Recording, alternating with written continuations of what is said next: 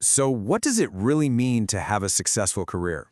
I mean, is it just the big title, the fat paycheck, the corner office with a view? For the longest time, the answer seemed pretty straightforward.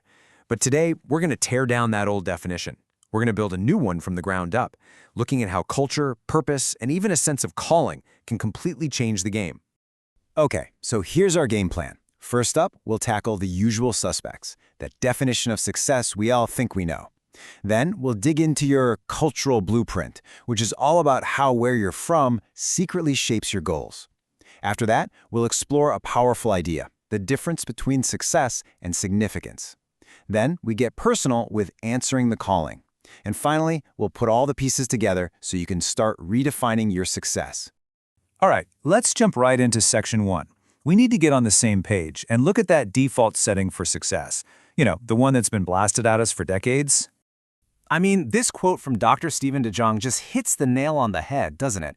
Success is basically this giant container you're supposed to fill up with stuff. Houses, cars, fancy clothes.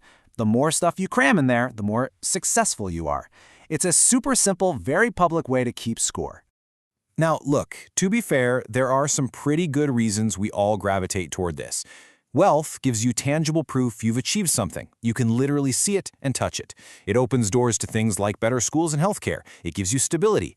And it's often seen as a direct reward for all that hard work and sacrifice. Plus, let's be honest, it usually comes with a pretty healthy dose of social influence. But that's the thing, isn't it? It leads to this huge question. If piling up wealth is the answer, why do so many people who have filled their container to the brim still feel like something's missing? Is that really the whole story? I think we both know the answer is no. And that brings us to section 2.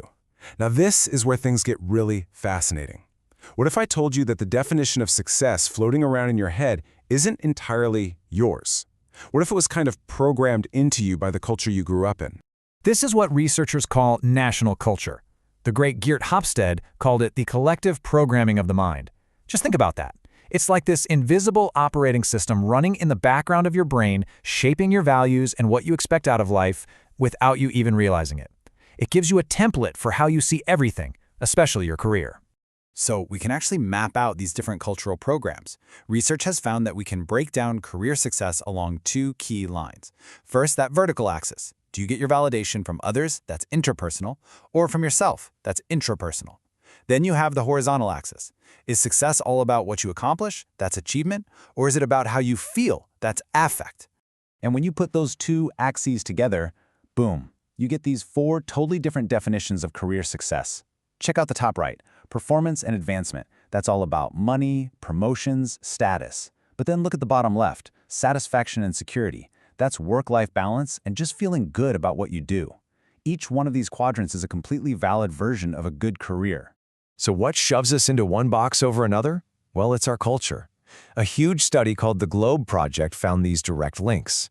For instance, if your culture has a high performance orientation, it's going to push you hard toward achievement-based success, hitting goals, getting results.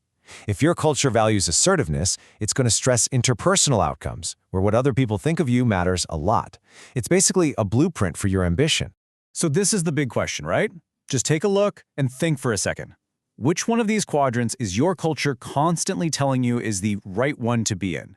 And maybe, more importantly, does that actually line up with what you want? Because that little bit of friction, or the lack of it, can pretty much define your entire career. Okay, but even if you figure out your cultural programming, there's an even deeper question you gotta ask. And that brings us to section 3. Is success even the right target? Or is there something more? And this is where we get to the core difference between success and significance. See, success is all about what you accumulate, what you get. It's usually temporary, and it's mostly for you. Significance, though, that's about what you give. It's about what you leave behind, what creates a legacy that helps other people. They are not the same thing. Not at all.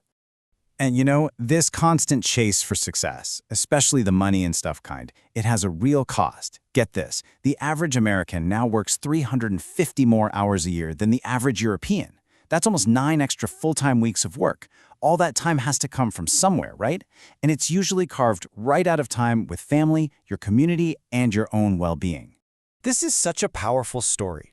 Robert Reich was at the absolute top of a successful career. He had it all, and he walked away. Why? Because he realized that chasing that success was actually eating up the time he needed for a life of significance. He made a conscious choice to pivot from getting to giving. All of this leads us perfectly to the final, most personal layer of this whole thing. Let's head to Section 4 and talk about what happens when your work stops being a job or even a career and becomes something else entirely, a calling. So what exactly is a calling? Well, researchers have a pretty cool definition. They call it an extreme form of subjective success. This is when your work and your identity get so tangled up that you can't imagine one without the other. It's not about your job title or the company you work for. It's about the work itself. It's the ultimate kind of internal motivation. And it's not some fuzzy, magical idea. You can actually break it down into 7 parts. It all starts with passion and a deep sense of identity. But then there's this feeling of urgency, like you were born to do this. It's a lifelong focus, something that's always on your mind. It gives you this incredible sense of meaning, and it's tied to this rock-solid belief in your own abilities in that specific area. Now that sounds like the dream, right? The absolute peak of career fulfillment. But what if that intense focus actually has a downside? Could there possibly be a dark side to answering a calling?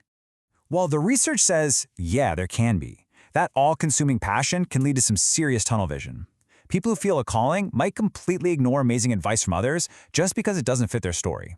They can end up with unrealistic expectations, and because their path feels like destiny, they sometimes fail to do any real practical career planning. It's an incredible force, but it's not without its risks. And that brings us to our final section. Now that we've broken success all the way down and looked at all these different layers, how in the world do we put it all back together in a way that actually works for us? You know, here's the bottom line. There's no single one-size-fits-all answer. Real, lasting success isn't some destination you arrive at. It's more like a personal equation. You have to look at your cultural programming and decide what you want to keep and what you want to toss. You've got to weigh your own needs for success against your desire for significance. And you have to be really honest about whether a calling is even part of your story. So really, it all comes down to this question, which is the only one that truly matters. Forget what the ads say, what your culture says, what your family says. What is your definition of a life that is fully worth living? Because that leads us to the final, most crucial question of all. Once you have that definition, are you actually making choices that move you closer to it? In the end, it's that simple and that profound. Are you leading your life, or is it leading you?